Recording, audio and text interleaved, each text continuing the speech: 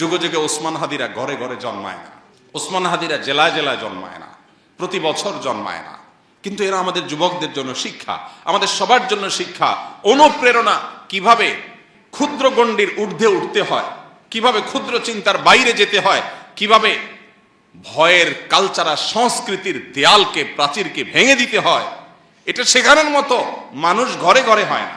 আপনার আমার অনেকের মতো তারও একটা ছোট্ট বাচ্চা আছে, মায়া আছে, এবং সে জানতো সে যে পথে পা বাড়িয়েছে এই পথে মৃত্যু অবধারিত, সেটার জন্য প্রস্তুত ছিল, আগে থেকে ঘোষণা দিয়েছে, পরিচিত ভাই ব্রাদারকে বলে গেছে আমি মরে গেলে আমার বাচ্চাদের দিকে খেয়াল রাখিও, জাস্ট ইট, আর আল্লাহ খেয়াল রাখবেন, যথেষ্ট। বহু লেবাসধারী ধার্মিকের চাইতে, বহু লেবাসধারী তথাকথিত আলিমের চাইতে এই ধরনের তরুণরা আমাদের ক্ষেত্রে, আমাদের জন্য এই ক্ষেত্রে অন্তত উত্তম উদাহরণ। সমকালীন জীবনে বা সমসাময়িক সময়ে নিজের অবশ্যম্ভাবী অপরিহার্য পরিণতির কথা জানার পরও এইভাবে সাহসিকতার পরিচয় দেওয়া, মৃত্যু ভয়কে জয় করা এবং ভয়ের সংস্কৃতিকে ভাঙার উজ্জ্বল উদাহরণ তার চাইতে আর ভালো কাউকে খুঁজে পাওয়া যায় না। মানুষ যখন নিশ্চিত হয়ে যায় তার বিপদ আসছে, সে সাবধান হয়ে যায়। সাবধান সেও ছিল, কিন্তু অনেকে আছেন সাবধানতা নয় বরং গা বাঁচানোর চেষ্টা করে। ঠিক আছে, যান বাঁচতে তো বহুত কিছু করতে পারবো, আরে যান বাঁচায় রেখে কি করবো যে জান দিয়ে কিছু করতে পারবো না?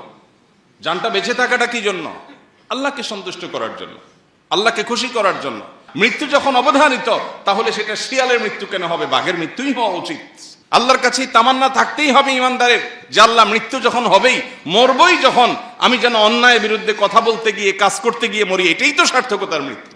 আজ প্রত্যেকটা মুসলমান আমরা নামাজ পড়তে রাজি আছি, রোজা করতে রাখতে রাজি আছি, দান সাদেকা করতে রাজি আছি, সুবহানাল্লাহ আলহামদুলিল্লাহ পড়তে রাজি আছি, তাসবিহাত পড়তে আমরা রাজি আছি, এগুলো ভালো কাজ, কোনো সন্দেহ নেই। কিন্তু আমরা অন্যায়ের বিরুদ্ধে কথা বলতে গিয়ে যদি রিস্ক নিতে হয়, সেই রিস্ক নিতে আমরা রাজি না। সময় তো ভাইরা আমার, অথচ নবী করিম সাল্লাল্লাহু আলাইহি সাল্লাম বলেছেন, মান কুতিলা দুনা দামিহি ফাহুয়া শাহীদ, মান কুতিলা দুনা মালিহি ফাহুয়া শাহীদ। যে ব্যক্তি প্রতিরোধ করতে গিয়ে, অধিকার রক্ষা করতে গিয়ে, অন্যায়ের বিরুদ্ধাচরণ করতে গিয়ে মারা যায়, সে শহীদের মর্যাদা পায়।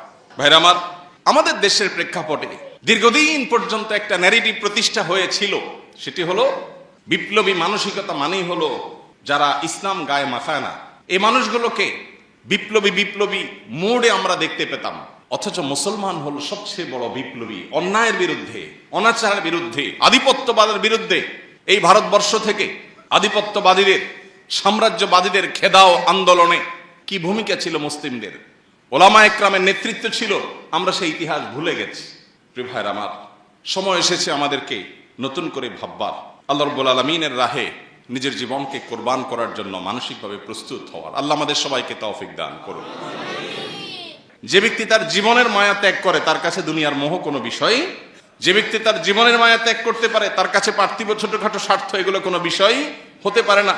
তাকে পৃথিবীতে কেউ পরাজয় করতে পারে না যে মৃত্যুকে ভয় করে না, বরং যে মৃত্যুকে আলিঙ্গন করবার জন্য, মৃত্যুকে ওয়েলকাম করার জন্য যে অপেক্ষা করে, সে ব্যক্তিকে কখনো কেউ পরাজিত করতে পারে না। সে মানসিকভাবে সবচেয়ে সুখী, যে বেঁচে থাকার জন্য বিড়ালের মতো এদিক সেদিক ছুটাছুটি করে, নিজের জীবন রক্ষা করার জন্য, নিজের যান বাঁচানোর জন্য, নিজের সুবিধা রক্ষার জন্য, ব্যবসাটা বাঁচানোর জন্য, পিঠটা বাঁচানোর জন্য, নিজেকে রক্ষা করার জন্য শুধুমাত্র নিজেরা নিজের পরিবারের গণ্ডির মধ্যে যে সীমাবদ্ধ হয়ে থাকে, এই ব্যক্তি লাঞ্ছনার জীবনের মধ্যে থাকে। সে হয়তো হালুয়া রুটি খেয়ে বেঁচে থাকে, সে হয়তো ভালো দিনাতিপাত করে, কিন্তু মানসিকভাবে সে কখনো একজন স্বাধীন, একজন বিজয়ী মানুষের মানসিকতা নিয়ে ধারণ করতে পারে না, জীবন লালন করতে পারে না। সে জীবনে জীবন, যে জীবন বাঘের মতো অল্প সময় বেঁচে থাকে, বিড়ালের মতো বছরকে বছর যুগ যুগ ধরে বেঁচে থাকার নাম জীবন না, এটার নাম লাঞ্ছনা, এটার নাম অপমান। আমরা যদি আমাদের সমাজে প্রচলিত অনাচারগুলোর বিরুদ্ধে অন্তত চিন্তা ভাবনা শুরু করি, সব জায়গায় হয়তো আমাকে বৈপ্লবিক ভূমিকা রাখতে হবে না, আমি যদি অন্তত নাহি আনিল মুনকার, অসৎ কাজে বাধা প্রদান করার এই কাজটা শুরুটাও করতে পারি, তাহলেও আমি একজন মুমিন হিসাবে, ইমানদার হিসাবে এটা আমার সার্থকতার বিষয় হবে। বেঁচে থেকে কতকাল বাঁচতে পারবো? 1000 বছর তো বাঁচতে পারবো না, মরতে তো হবেই। তাহলে সে মৃত্যুটা কেন গৌরবের মৃত্যু হবে না? সে মৃত্যুটা কেন সার্থক মৃত্যু হবে না? সে মৃত্যু কেন হাজার হাজার তরুণকে উজ্জীবিত করবে না? সে মৃত্যু কেন বহু মানুষের বিবেককে খুলে দিবে না? সে মৃত্যু কেন অন্যকে অনুপ্রাণিত করবে না? এই মৃত্যু কেমন মৃত্যু, যে মৃত্যু আমার একজন ভীরু মানুষের মতো মৃত্যু হবে? আমি পলায়ন পর হয়ে মৃত্যু কেন বরণ করব? এই মৃত্যুর ভিতরে কি সার্থকতা আছে? এই মৃত্যু তো সবাই বরণ করে, গরু ছাগলেরও তো মৃত্যু হয়। আমি মানুষ, আমি প্রাণী, আমি মুসলিম, আমি আল্লাহ নবীর উম্মত, আমি বড় বড় সাহাবীদের অনুসারী, অতএব আমার মৃত্যু তো অন্য 10 জনের মৃত্যু মতো হতে পারে না। আমি একজন আদর্শবাদী মুসলিম হতে হয়, আমার চোখের মুখে থাকবে স্বপ্ন, আমার চোখে মুখে থাকবে দুনিয়া জয় করার স্বপ্ন, আমার চোখে মুখে থাকবে অন্যায়ের বিরুদ্ধে কথা বলার স্বপ্ন, মাজলুম মানুষের পক্ষে কথা বলার স্বপ্ন, অন্যায় অনাচারের বিরুদ্ধে কথা বলার স্বপ্ন। এটা যদি চোখে না থাকে, এই পুরুষত্বের দাম কি? এই মনুষ্যত্বের দাম কি? এই মুসলমানিত্বের দাম কি? এই তথাকথিত ঈমানের পরিচয় নামে অভিনয় করার দাম কি? আল্লাহ রাব্বুল আলামিন কোরআনে হাকিমে বলেছেন, ওয়ালা তাহসাবান্নাল্লাযীনা কুতিলু ফী সাবিলিল্লাহ আমওয়াতা। যারা আল্লাহর রাহে মৃত্যুবরণ করেছেন, সে মানুষগুলোকে তোমরা মৃত মনে করো না, সে মানুষগুলোকে তোমরা মৃত মনে করো না। বাল আহইয়াউন ইনদা রাব্বিহিম ইরযাকুন, বরং তারা তাদের রবের কাছে জীবিত। তোমাদের কাছে মনে হতে পারে তার দেহ থেমে গেছে, তার হার্টবিট বন্ধ হয়ে গেছে। সে মৃত নিথর দেহের একজন মানুষ মনে হতে পারে, রবের কাছে তারা জীবিত, রবের সাথে সাক্ষাৎ শুরু হয়ে গেছে এবং তারা আল্লাহর কাছ থেকে রিজিক পাওয়া শুরু করে দিয়েছে। সার্থক সে জীবন, সফল সে জীবন।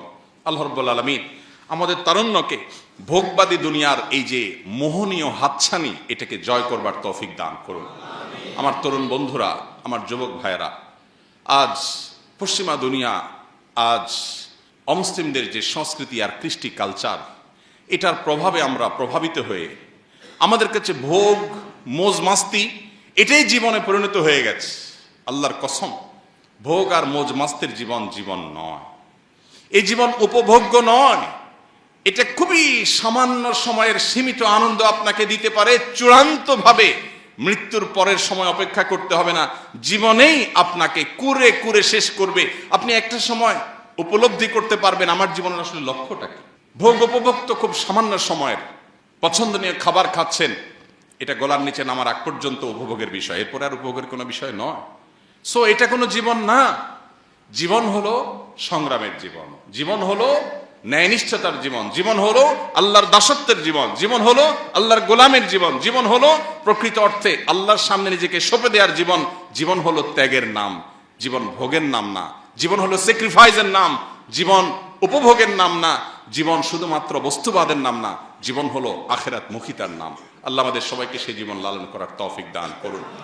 যুগে যুগে ওসমান হাদিরা ঘরে ঘরে জন্মায় না, ওসমান হাদিরা জেলায় জেলায় জন্মায় না, প্রতি বছর জন্মায় না, কিন্তু এরা আমাদের যুবকদের জন্য শিক্ষা, আমাদের সবার জন্য শিক্ষা, অনুপ্রেরণা। কিভাবে ক্ষুদ্র গণ্ডির ঊর্ধ্বে উঠতে হয়, কিভাবে ক্ষুদ্র চিন্তার বাইরে যেতে হয়, কিভাবে ভয়ের কালচার আর সংস্কৃতির দেয়ালকে, প্রাচীরকে ভেঙে দিতে হয়, এটা শেখানোর মতো মানুষ ঘরে ঘরে হয় না। আল্লাহ তাআলা আমাদেরকে শিক্ষা গ্রহণের তৌফিক দান করুন। আল্লাহুম্মা আহসিন খাতিমানা ওয়া আওয়াকিবানা। আল্লাহ আমাদের মৃত্যু, আমাদের শেষ পরিণতিটা যেন ভালো হয়, সুন্দর হয়, সার্থক হয়, আমাদের জন্য সেটা যেন আনন্দের হয়, তৃপ্তির হয়, সেটা যেন আমাদের দুনিয়াতেও মর্যাদার হয়, আখিরাতেও যেন আমাদের রবের সন্তুষ্টির কারণ হয়। আল্লাহ আমাদের সবাইকে সেই তৌফিক দান করুন।